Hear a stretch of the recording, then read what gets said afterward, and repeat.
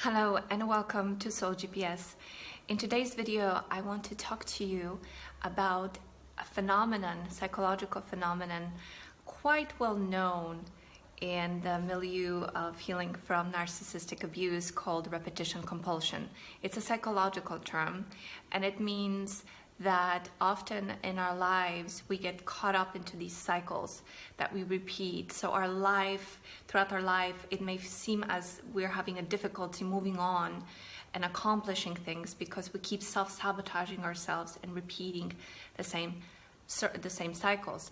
So today what I'm going to break down and talk about is that repetition compulsion is a subconscious call of yourself, of your inner self, to complete something. I have not yet heard anybody talk about it in such way, and this idea came to me as a result of having been studying nervous system over the last several months. It is a direction in which I intend to move towards more and more, because I've noticed that in my coaching practice and helping people move through trauma, we tend to hit a wall just by talking about what happened and understanding what happened. It's a very important part of the process, but it's not enough, and it wasn't enough for me. So that's what led me to this other work that I'm going to be sharing on my channel and that I'm going to integrate more deeply in my coaching practice, which deals with what I call neck down self, neck down nervous system. It's the subconscious mind, basically. So from neck up, it's about education, understanding, realization, insight. Again, very important elements of healing. But from the neck down, there are something that's called, in the somatic healing milieu, it's called procedural memories, which are movements of the body that are frozen in the past that block us and prevents us from moving forward in our life. And not only that, they can cause tension, something that happened to me, which can lead to chronic pain, something that happened to me. Now you understand why I'm so deeply into this. And what I'm starting to see, and I'm super excited about this, is the more I study the autonomic nervous system and how to heal it, what it responds to, and practice it on myself, and also incorporate it in the work with my clients, I'm starting to see much more success, much more progress in their own process of healing. So I'm really excited about this, and I'm seeing more and more how this work and the work of healing from narcissistic abuse overlap. So it's become a very, very exciting part of study and sharing for me. So before I get into this video, hopefully it's not going to be a super long video, though some of you have expressed that they would like this long video. So we'll see how it goes, because there's a lot to cover. But before I do this, a couple of things. Please do subscribe to my channel and share this video if you find it helpful, and click the like button, comment. Any of your activity helps to spread the word and grow the audience, and most importantly, spread this information, which can be really helpful to some people. So I've devoted over 4 years now to this, and I want everybody to know this, because so many people are suffering and moving in circles without getting the information to help unlock the door to healing. So hopefully this video will contribute to that unlocking of new doors. All right, let's get to this. So, repetition compulsion as a subconscious call of the body-mind, of the self, to complete something. Let's talk about completion.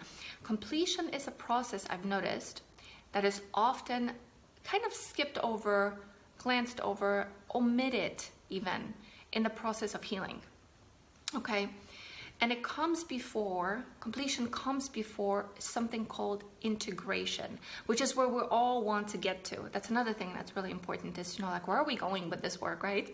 Where is this how going? It's getting to, we want to get to a place of integration where the good and the bad, and I'm breaking it down to that, to black or white, good or bad, the opposites, when duality begins to merge, where opposites begin to merge, and instead of looking at the world through this split lens, which we're going to get into in a minute, what we do is we actually bring the two sides together, and we realize that the world is a mixture of both. And people generally are a blend of both. We are shades of gray. We all have parts of us that are exceptionally good and parts of us that may be even exceptionally bad, right? Now, I'm talking in general, very much in general right now. We're going to be using models for this purpose. So it's not cut and dry, right? Again, models tend to be very much like squares. Let's work with the square for a minute, but then we'll let those squares sort of dissolve to reveal the full picture. So, splitting into something good or bad comes before integration. Now, before we integrate, we need to complete something. And but let's talk a little bit about splitting first, because I think this is important. If you see me glancing down here, I have some notes because I want to cover a lot of things, so I may be jumping a little bit. So the splitting, what is the splitting? The splitting is a natural, organic, psychological process that begins very early in infancy. We all go through this. We all have to split at some point. And it usually begins when, in the relationship between the baby and the caretaker. So usually it's the mother, because every baby has the closest bond with the mother, unless mother was absent, she passed away, and let's say the grandmother or the father was the closest. So whoever is the closest, again, generally it's the mother, but whoever is the closest, this is going to have to occur with. Again, it's part of healthy development of every baby. We all have to go through this. So we split.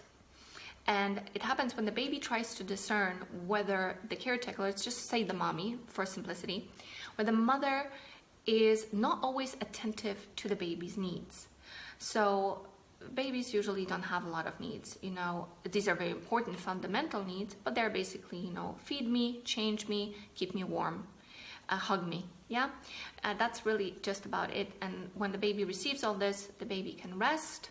Notice the connection here with the nervous system. The baby can rest. It doesn't get too aggravated, too upset. Just enough alarm to cry, to call the mom to come back, and then it goes back to peace, right? Serenity, so that everything that the body needs to do, because it's growing rapidly in the first 3 years of life, the body can comfortably do. So, but while the baby's crying and mommy isn't coming, let's say the mommy is busy cooking, and maybe she's listening to something on the radio or talking to a friend, can't attend, there's going to be growing anxiety happening within the baby. Let's say the mother is a narcissist. That's even worse. That mother may intentionally not want to attend to the baby. Another interesting area of research that I'm dipping into is postpartum depression and how that affects the baby's development in those early years, when the mommy doesn't really want to attach to the baby, doesn't want to cuddle the baby because it's too preoccupied with its own problems, right? So you see how complex this is getting. This is a daisy chain. These traumas we're working out here, it's a daisy chain of generations. So it doesn't start in the ether. That's why it's so complex to untangle. But this is, I think, an interesting model, one that you'll find helpful. Because towards the end, I'm going to tell you what's the solution towards the end of the video. So make sure you watch to the end, because I'm going to give you the steps of what you can do to free yourself, to complete those stuck memories, those traumatic memories. So the splitting starts early. So the baby needs to, with its growing anxiety, it needs to discern, is mommy good or bad? Baby can't think in shades of gray. It can't think in nuance. It's very straightforward thinking, very rudimentary. The brain is still developing. In fact, our cognitive functions don't fully kick in until age of about 12. Before we're 12, we're mostly thinking in emotions. So most of our traumas that happen before the age of 12 are emotional. Only later do we add the cognitive side of, working out the story. That's why if we're only working with the cognitive side, only with storytelling, only with talk therapy, which again is really important, it will not get to the source of the issue until we get closer to the emotions and even closer to the body. See, we're kind of moving backwards here. So that the baby needs to discern whether mommy is good or bad, right? When she neglects his or her needs. And there are a couple of, actually I'm going to get into this in another video. There are a couple of models of what happens within this child. But eventually a child needs to get through integration. So I'll just give you a quick example of what I mean here. I'm not going to go into it in this video, but I will in another. So there are two theories, two tracks a baby can go through. One, and this is my hypothesis, because there's some psychologists that insist it's just one and some that insist it's the other. I think it's both. And depending on which path the baby goes in his or her development, it will determine whether it's going to have more of a narcissistic type personality or whether it's going to have more of that highly empathic, highly sensitive type personality. Okay?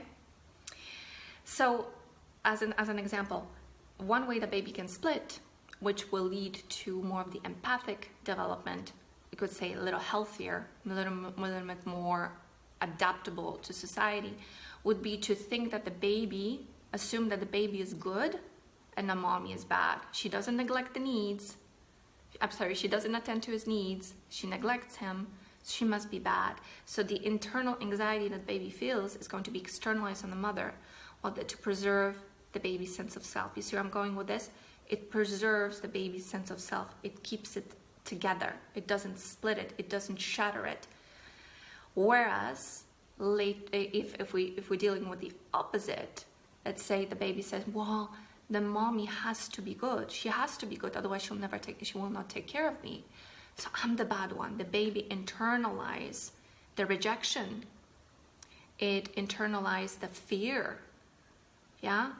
Then it will shatter the self. It will not allow it to develop. And one of the things that we hear so often, that's so common on these kinds of channels in which many coaches, psychologists are helping to heal people from this. When they talk about psychopaths and narcissists, what they say, they lack a sense of self. It happens that early, I believe it happens that early. And then what these babies will need to do to get to integration, that they're gonna have to invert the equation, so that the more empathic child is going to then later on flip it and say, well, I do bad things too, right? And the mommy is actually really good, because after all, she keeps coming to me. This also gives rise to guilt and shame. When the baby is feeling that I am good and mommy is bad, and then mommy comes and hugs the baby and reconnects with the baby, then the baby is going to start to feel rudimentary feelings of guilt. How could I have thought about this? How could I have thought this about my mom? You see where this goes? So guilt and shame begin really early as well. Whereas the other person, the other baby, who internalized that I am bad, is going to live in terror, because if I am bad, I can't be loved. That's terror, that's fear, right? What drives the narcissist? Fear, deep insecurity, lack of sense of self. And then later, that equation too is going to have to flip, because for some reason, I haven't figured this out yet, why there needs to be the both sides, why it always has to happen this way. Stage A, stage B, and then the middle. So one extreme to other extreme into the middle, into integration. So the narcissistic baby, or the narcissistically set up baby, the one that will be prone to develop that way, or develop with a disorder. And this is again from textbooks on nervous system, right? That baby is gonna then later on, in order to survive, start to create a false sense of self. So it's gonna test the mommy or the daddy. How do they respond when the baby acts like this? or acts like this, so that they can get the attention that they need in order to survive. Because if a baby doesn't get the attention, it's as if it didn't exist. So it's going to go from feeling I am bad, the outside is good, to I am good, the outside is bad, you see? And unfortunately, with this model, integration doesn't occur. It gets stuck there. So that the baby, or later the adult, is going to flip between the two polarities and won't be able to come out of this cycle. Hence, you see the two sides of the Jekyll and Hyde, the two sides of the person, see? Whereas the one on a little bit healthier side, but still with, let's say, a massive amount of guilt and shame learned in childhood, is going to eventually realize, well, I'm not all good. I actually can do sometimes some naughty things, and I get punished, and my mom looks at me sideways. That's when the shame starts to develop. That's when the guilt continues to grow and expand.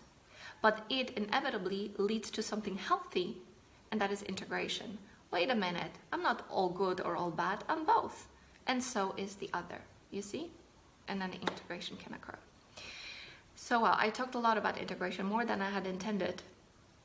But I think it's important that you know this. So basically, where we're going with this work is we want to end the splitting, the internal splitting, which will eventually lead to end of cognitive dissonance, which so many of us feel when we get into narcissistic relationships. Cognitive dissonance, right? Black or white. Is he this or is he that? Am I this or am I that? Am I both? How can I be both, right?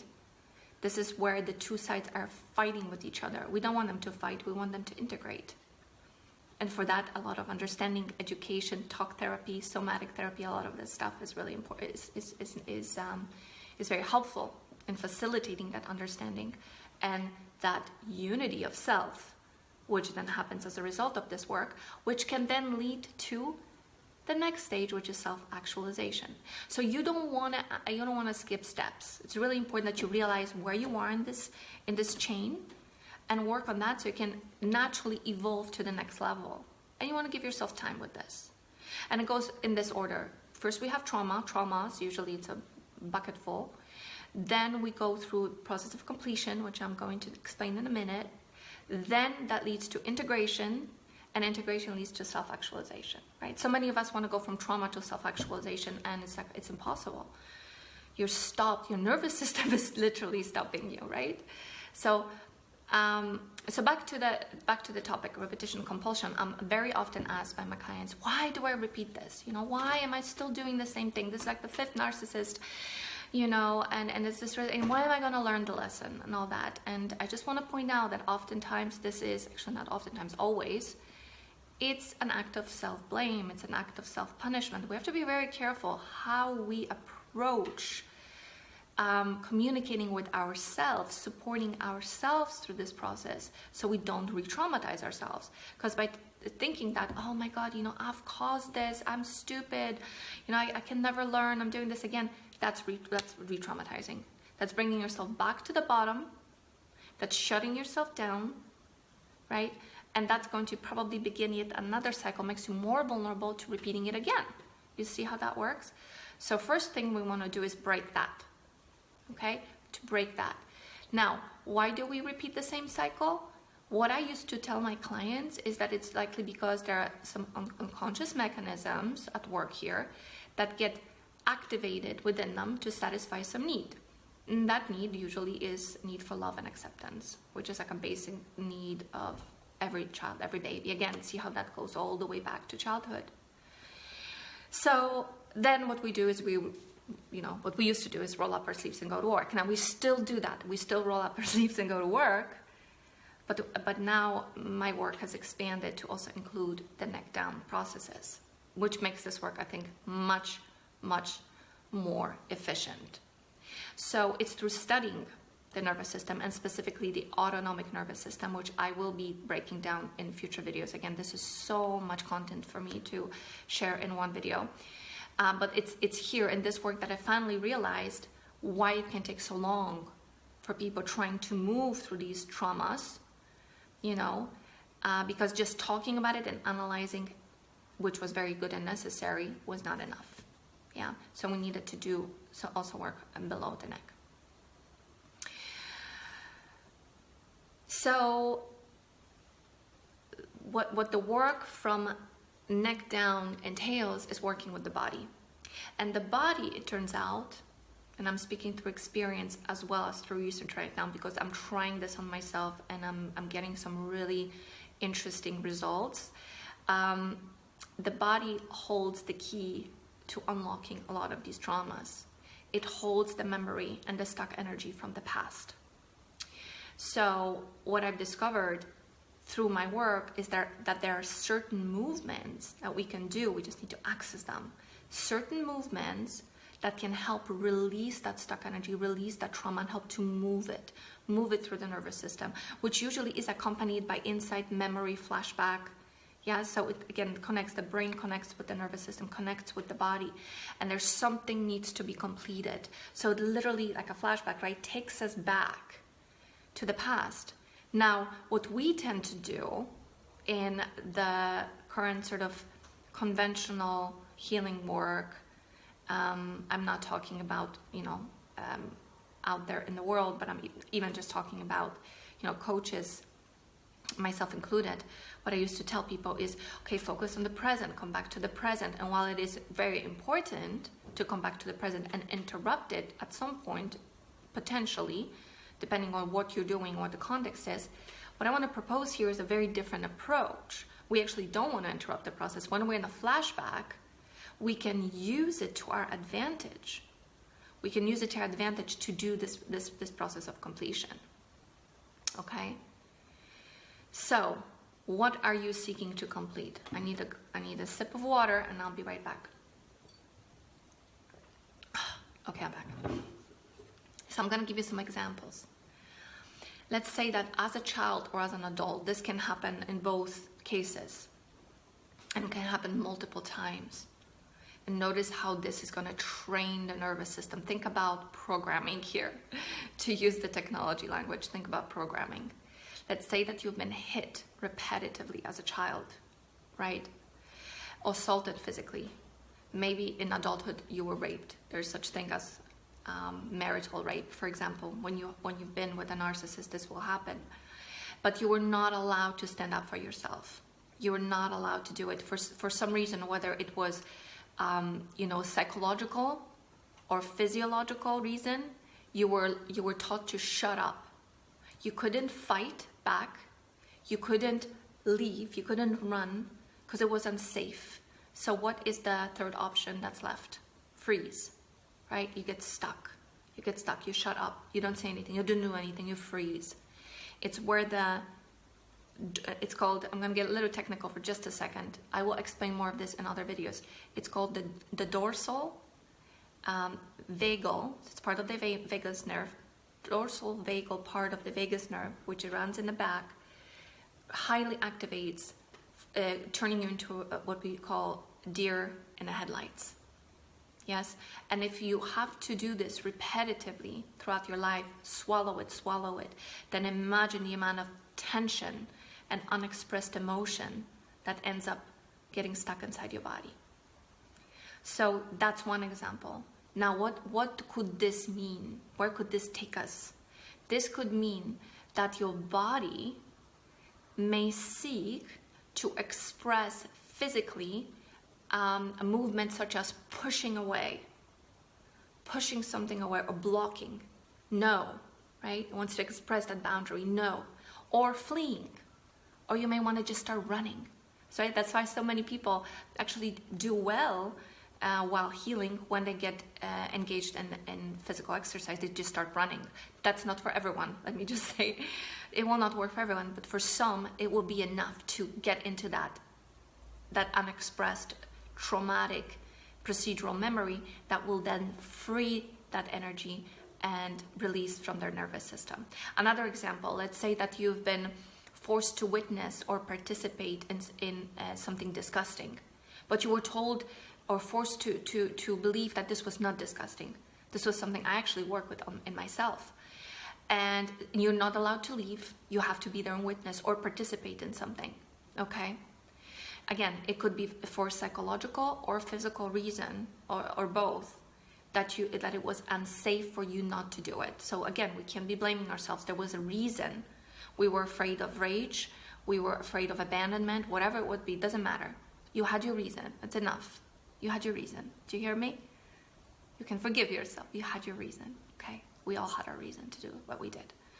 So you're forced to witness it. So this could mean that your body seeks to express the movement of vomiting, right? Like you're just, or it may go as far as actually make you want to vomit all the time, or maybe you have digestive issues where you can't keep the food down.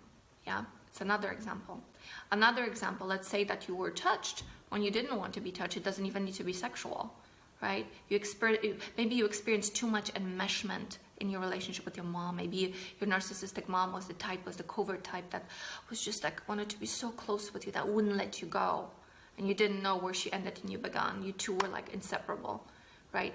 Now the body might be seeking the expression of shrugging it off, of shaking, you know, getting that, if you're feeling sticky, like you have spider web on your body. So you see, it varies depending on your own history, depending on where you come from.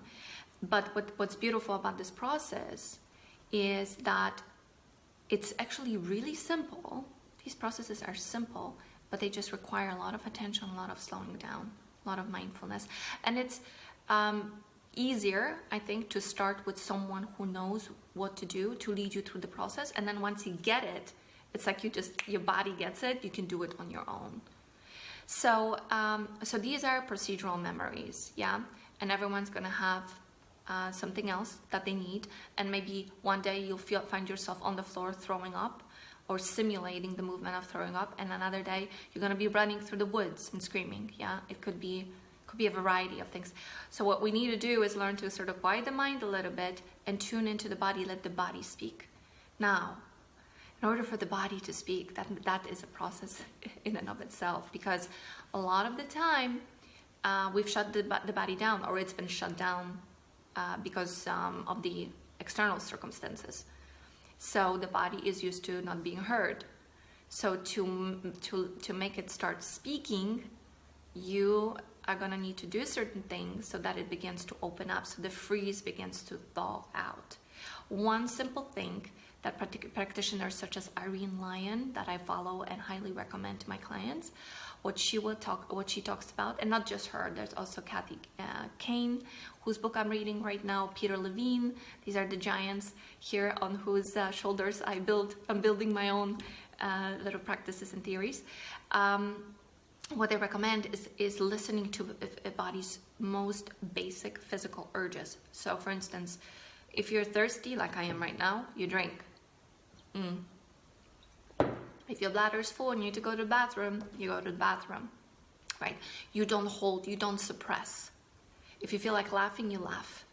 I mean, it goes as far as if you feel like passing gas, you pass gas, you know? So allowing your body to do what it wants to do without judging it, it will start to thaw out the ice of the freeze response, and the body will start to talk to you. So it's a slow process. It's like melting snow, slowly. We don't want to go too far too fast either, because then it will shut back down again. Because once let's say you feel unsafe in a house, you've been in a house for 10 years, you haven't walked out, and it's dark in a house, and suddenly you're like taking a little peek outside the window, and you're like, oh wow, it's really, but you only can do it when the light is soft in the morning and in the evening. And one day you get really excited and you run outside at noon and the sun gets too much, and it just, you know, it burns your retina, and you get in pain and you get a bad headache. Then you go back home and you want to shut back down. So it's the same way that the nervous system works. It's not rational, it's not logical. It's got its own language. So this is what we want to do. And again, going back to the main topic here of repetition and compulsion, I think that in relationships, the reason why we are attracted to the narcissist is because we operate in the hyperarousal state or in the hypoarousal state. Again, this is topic for another video. There's so much I want to share with you guys. Oh my goodness.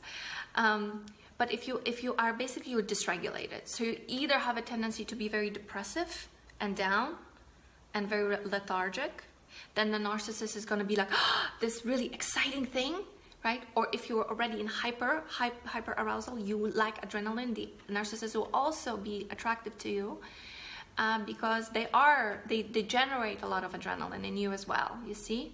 So what we want to get to is from the very low or the very high, we want to find that nice middle range where we can just go, and we can have access to both.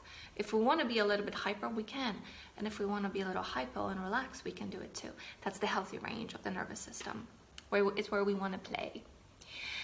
So I think we're attracted to narcissists. Why we're attracted? Because I think our soul recognizes. By soul, I mean more than just the mind, more than just the emotions. There's something deeper, right? There's something deeper. There's a deeper awareness in us than just our thoughts and emotions and the body. There's something deeper here, something I believe, very, very old and transcendental.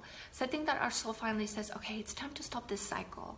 This cycle you've been entrained to since probably conception, likely during pregnancy, and also very likely shortly after birth, and then it just kind of keeps repeating. Because we inherit our cycles from our parents, from our families, not just through genes, but also through viscerally. We sort of soak it in through the environment in which we are bathing in, right? And there are certain commands that are often told in families of origin that are told so many times, we take them as ultimate truths. And so our nervous system is shaped based on the quality of the air, the energy we bathe in. So if we want to start changing it, just realize it's going to be a bit of a process, okay? So I think that the soul just kind of goes, okay, you've been in this cycle, it's not giving you the results you want, it's time to stop it, right? It will not go away on its own. I'm going to repeat this. This is so, so, so important. This is not going to go away on its own. You can't, you might be ridiculously lucky. It happens.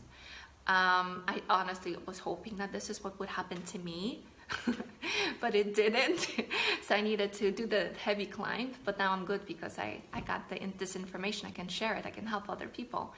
But you can be ridiculously lucky and meet a highly regulated, empathic, wonderful person who is going to help you out of it. Just by being with them in a loving relationship, they can help heal you. But they have to be highly regulated and wise and understand this stuff themselves, right? Maybe not technically understand it, but embody it, you see? This can happen, but it's not the narcissist, right? Yeah, normally these kinds of people who are good for us and who would be... who would have the capability to healing us are not the ones we're attracted to initially. That's another topic for another video. So it's best when you do it on your own and just roll up your sleeves and get to work, because this is actually really gratifying, deeply gratifying work. So what do you have to do? You're gonna have to actually, while realizing you're in the cycle, let's say you're in a relationship or you want to go back to a relationship, right? It's pulling you back in. You need to just say no. You need to break the cycle. Sorry, there's no other way. You have to break the cycle. And if you are in a relationship now and you're really feeling it deeply, that's the greatest opportunity to break the cycle. Because if you're out of this relationship and you fell into a little bit of that coma state, that forgetfulness state, that amnesia, and you're feeling kind of okay, you might be in that functional freeze state when you're frozen but don't know it because you're still functional, then you're at a higher danger of going back in because you don't realize there's a problem. Although if you're watching this video, then you do. But if you are in that state when you're like, all alarms, all bells are ringing, all alarm bells are ringing, then this is the best opportunity to do this. And know this, it will not go away on its own. You have to break the tie. It will feel very scary and uncomfortable, but that's your ticket out. Not just out of this relationship, but out of all the cycles, you see, that happened before, because now you're taking a different route. And the somatic work, which I'm going to explain to you in a moment, a little bit, because this is something that is very difficult to just convey in a short video. You need to practice this, and everybody's going to have a different way. The somatic work can help you to do this much faster, by helping you to grow your capacity to handle emotions, and also by releasing some of this emotion through movement. So see, you're able to take more tension, more charge, the emotional charge, because it's like electricity, right? able to, and sometimes it's accumulated in one little ball and it's like it's sinking, it hurts. But it will also help you release some of it. So you're holding and releasing, holding and releasing.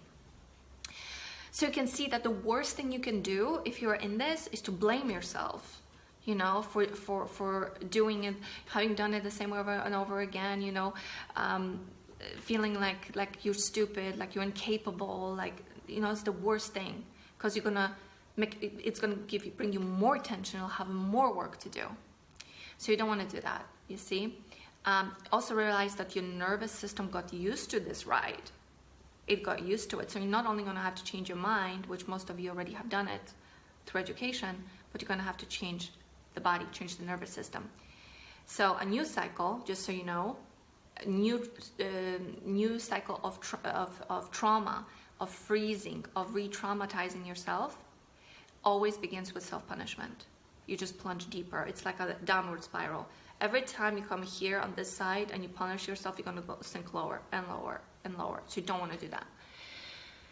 So realize that the self-blame is something you learned. It's going to be there, the tendency to do it. So again, you don't want to beat yourself up for, oh God, she's telling me don't blame yourself. But I'm like, but I do it automatically. Yeah, you learned this. You learned this at two times. Actually multiple, but I'm going to model it to 2 times. First one is recently in your most toxic relationship. You were taught to blame yourself because that's what narcissists do. That's what toxic people do. They take no responsibility. They want you to take all of it, okay? And very likely in your childhood, you know, through the process that I had explained at the beginning of the video. Your mommy wasn't attentive to you, so you thought, oh, mommy was bad. Oh, she's bad. She's not coming. She's not coming to help me. And then mommy comes to you like, oh, she's actually good. I was wrong. Oh, I feel guilty now because she's actually so loving. See how this entrains you to doing this? Now, again, some guilt, some shame is necessary. This is necessary for development. You didn't want to skip these steps. It's important you went through it. You went through some of that pain, some of that little bit of a disintegration of the psyche that happens on multiple stages in life. But then through the reintegration, we grow and we create this richness of character. So the same mechanism operates in most adult relationships with people who have not healed their traumas yet.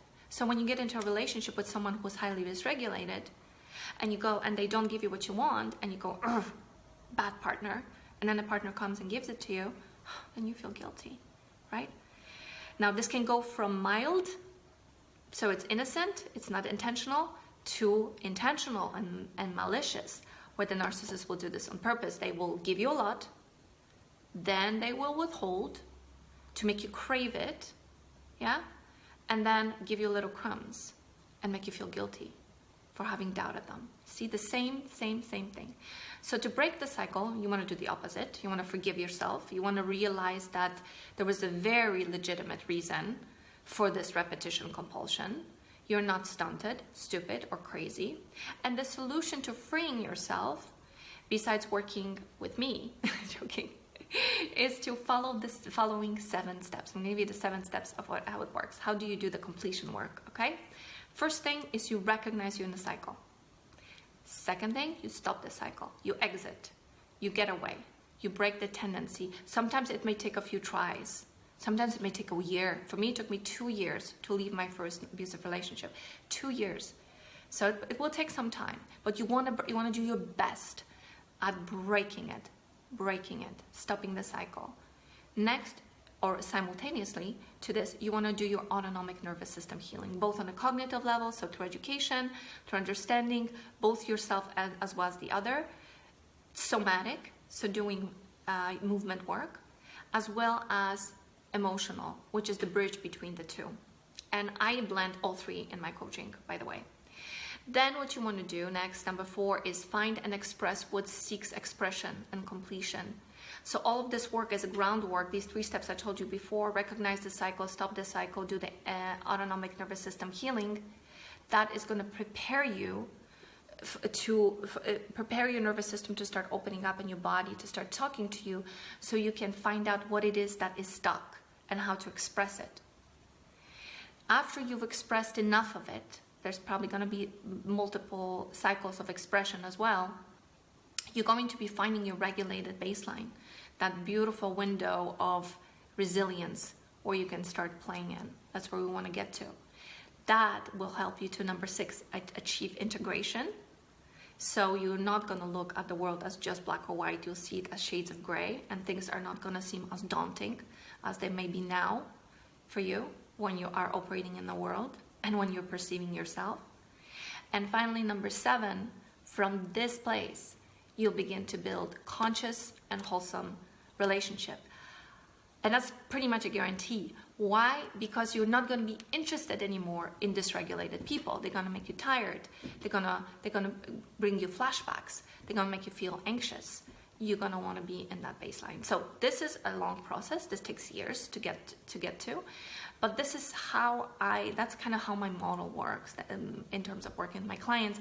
As I integrate the work that I've done on narcissistic abuse recovery, a lot of cognitive work, a lot of education, psychology, with the somatic work. And together, they seem to do some really great, give the great results.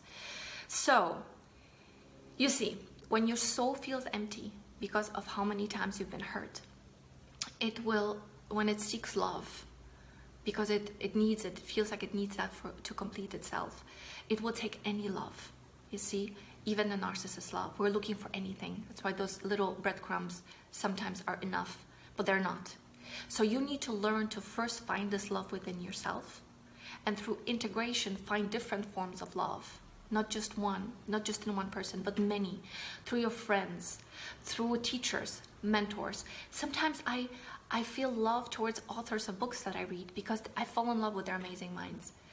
You know, you can have friends for this, friends you talk about this. We have this crazy tendency to look for everything in one person. We have to stop doing this because it's not real. It's not based in reality. It's based in some fantasy. So even activities can provide you a feeling of love. Like when I do creative work, I feel love, right? It can feel great fulfillment. Spirituality also can be great source of sustenance and love. So this is the more balanced, integrative model for growth. We want both. We don't want to swing from extreme to extreme, although in the beginning we have to.